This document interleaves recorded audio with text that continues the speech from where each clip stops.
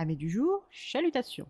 Pour les petits nouveaux, moi c'est Sekhmet, et je vous souhaite la bienvenue dans mon podcast littéraire. Dans mon émission, je vais tenter 3 fois par semaine de vous donner envie de découvrir des livres de tout poil, récents et moins récents. Alors, si ça vous tente, c'est par ici la suite.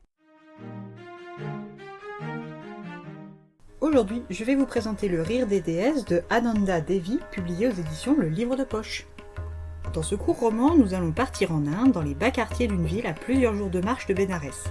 C'est dans la ruelle que se trouvent entassées sur 3 étages des cellules avec juste assez de place dans chacune pour un matelas posé à même le sol ou un petit lit étroit, un tabouret qui fait autant office d'assise que de table et une bassine d'eau qui finit immanquablement par être remplie de boue tant l'endroit est insalubre.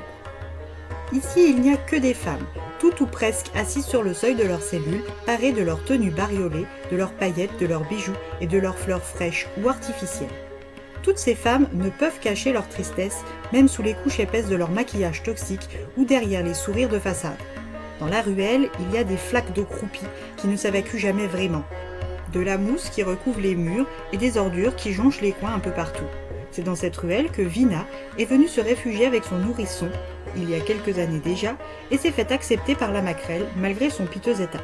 Dans ses yeux, la vieille Kripsou y a vu un feu susceptible de trouver des amateurs, alors même, si elle n'est ni jeune ni docile ni même rieuse, Vina y a eu sa cellule. Derrière une cloison, elle y dépose chaque jour sa fille en l'oubliant la plupart du temps. Elle n'espère pas qu'elle meure mais ne souhaite pas vraiment qu'elle vive non plus. Vina n'aime pas être prisonnière ni faible, alors s'attacher à cet enfant est impensable. La petite, qui n'a toujours pas de prénom, pleure tous les jours jusqu'à l'épuisement derrière cette barrière opaque. Elle manque de tout, mais surtout d'amour. Alors elle grappille tout ce qu'elle peut quand sa mère s'effondre derrière elle pour la nuit. La petite finit par grandir, ne plus pleurer des jours entiers et par découvrir un jour dans sa cloison qui lui ouvre un nouveau monde. Les râles qu'elle a toujours associés à des combats de monstres sont en fait émis par Vina et des hommes nus. L'école de la cloison lui apprend les différentes danses des corps et petit à petit, la petite se faufile un peu partout dans les coins et les recoins de la résidence. Elle passe de cellule en cellule et observe leurs occupantes et continue sa formation par l'observation.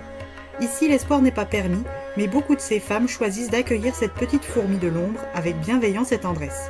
Shinti, littéralement la fourmi, s'est choisie elle-même un prénom et continue de grandir. En allant acheter des fleurs fraîches, elle fait la rencontre d'une femme aimante et chaleureuse, Sadhana. Sadhana est une hijra, une femme transgenre.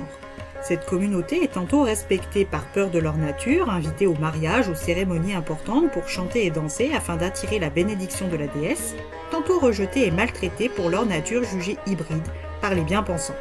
Dans les deux cas, ces femmes vivent en marge de la société et sont souvent contraintes de faire la mendicité ou de se prostituer pour vivre. Sadhana est arrivée dans la ruelle, comme beaucoup, abîmée par la vie et par les hommes.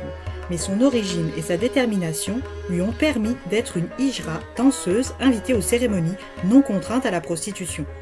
Elle qui ne peut avoir d'enfant car en Inde il lui est impossible d'adopter, se prend d'affection pour la petite Shinti et devient à défaut d'être sa mère, une amie et une protectrice dévouée. La petite évolue bien trop joliment pour son bien et Vina le voit, ce qui la met encore plus en colère car dans la ruelle il n'y a pas de lumière pour les femmes et encore moins quand elles sont jolies. Elle s'en veut de l'avoir mise au monde et de la condamner à cette vie de souffrance et de misère. Elle s'en veut tellement qu'elle envisage de la tuer et de se suicider après pour les délivrer toutes les deux de ce monde injuste et violent.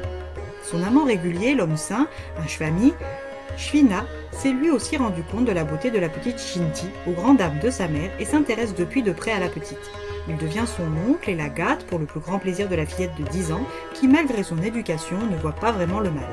Mais quand Shivna emmène avec lui Shinti, Vina et Sadhana, ainsi que toutes celles pour qui la petite compte, refusent de se résigner à la perdre. Comment vont-elles s'y prendre face à un homme aussi puissant ? À vous de suivre ces femmes que la société ne tolère qu'à peine, pour le savoir.